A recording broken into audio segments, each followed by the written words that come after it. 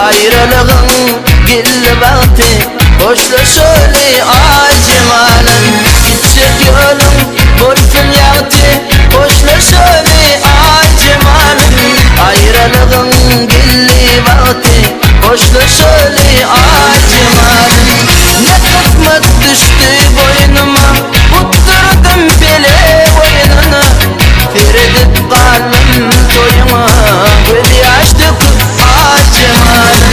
ne kısmet düştü boynuma utturdum bile boynunu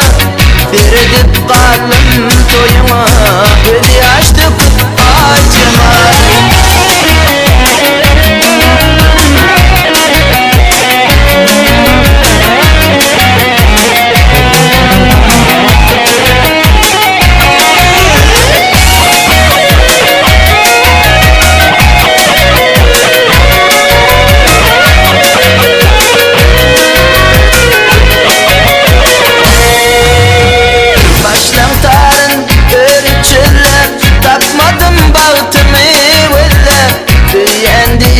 yalan sizle ağlap gittin acımalım taşlantarın ölçüller takmadım baltımı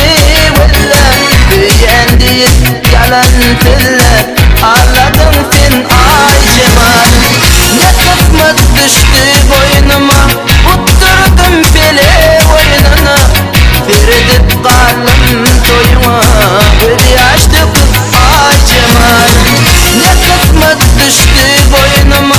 utturdum bile boynunu Feridip kalım soyuma Veli açtık acımalım